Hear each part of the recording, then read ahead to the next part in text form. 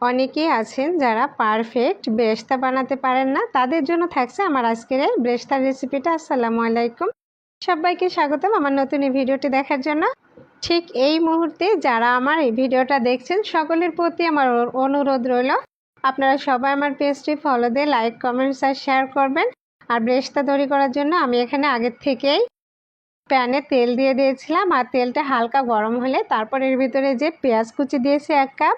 আর এই পেঁয়াজটা আমি এখন একটু মিডিয়াম আঁচে ধীর গতিতে ভেজে নেব, তবে এটা কিন্তু অতিরিক্ত তাপে ভাজলে পুড়ে যাবে, এই জন্য মিডিয়াম আঁচে এটা একটু সময় নিয়ে ভেজে নিলেই কিন্তু তৈরি হয়ে যাবে একদম পারফেক্ট একটা বেরেস্তা আমরা বিভিন্ন রান্নার কাজে ব্যবহার করে থাকি, যেমন পোলাওতে ব্যবহার করি, পোলাও, বিরিয়ানি বা বিভিন্ন কোরমা বা বিভিন্ন মাংস, মাছ সব কিছুতে কিন্তু বেরেস্তাটা খুবই সুন্দরভাবে সুগন্ধ ছড়ায়। আর এই সুগন্ধ এবং ডেকোরেশনের জন্য কিন্তু আমরা এই বেরেস্তাটা অনেক বেশি ব্যবহার করে থাকি।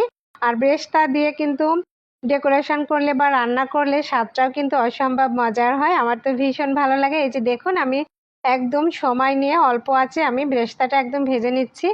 দেখতেই পাচ্ছেন খুব সুন্দর একটা কালার আসতে শুরু করেছে। আর এ পর্যায়ে আমি কিন্তু চুলাটা একদমই অফ করে দিয়েছি, কারণ তেলটা যে গরম আছে সেই গরমে কিন্তু বেরেস্তাটা একদম পারফেক্ট হবে। আর আপনি যদি পুরোপুরি কালার করে তারপর চুলাটা বন্ধ করেন, তাহলে কিন্তু বেরেস্তাটা তুলতে তুলতে বেরেস্তার কালারটা নষ্ট হয়ে যাবে, পুড়ে যাবে, স্বাদটাও ভালো আসবে না।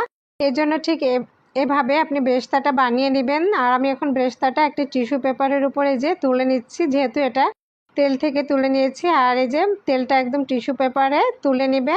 আর আমি সবগুলো বেরেস্তা এভাবে টিস্যু পেপারে তুলে নিলাম। এটা কিন্তু অসম্ভব সুন্দর একটা কালার এসেছে। একদম সিম্পলভাবে, একদম পারফেক্টলিভাবে আপনি এইভাবে বেরেস্তাটা তৈরি করে নিতে পারেন। যে কোনো কাজে আপনি যখন তখন রান্নার কাজে ব্যবহার করতে পারেন। আর আমি এখানে 1 টেবিল চামচ চিনি দিচ্ছি। আর এভাবে চিনি দিয়ে বেরেস্তাটা একটু নেড়েচেড়ে দিলে কিন্তু বেরেস্তাটা একদমই মুচমুচে থাকবে।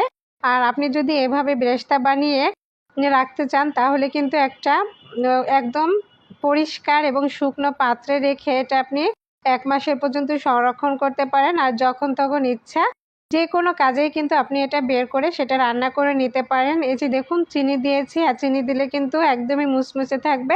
আর এটা যখন আপনি রান্নার কাজে ব্যবহার করবেন, চিনি দেওয়ার ফলে স্বাদটাও কিন্তু অসম্ভব মজার হবে।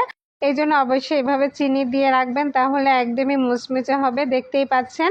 আর আমি তো আমার রান্নার স্বাদ বাড়ানোর জন্য এই বেরেস্তাটা খুবই ব্যবহার করে থাকি, আমার তো ভীষণ ভালো লাগে। আর এই দিয়ে বেরেস্তা দিয়ে রান্না করলে আমার পরিবারের সকলে অনেক বেশি পছন্দ করে, কারণ এর ফ্লেভার, স্বাদটা একেবারে অন্যরকম একটা স্বাদ নিয়ে আসে, মুখের রুচি বাড়াতে সাহায্য করে। আমার রেসিপিটা ভালো লাগলে পেজটি ফলো দিয়ে লাইক, কমেন্ট, শেয়ার করবেন। সবাই ভালো থাকবেন, সুস্থ থাকবেন। আজকের মতো এখানে বিদায় নিচ্ছি। আল্লাহ হাফিজ।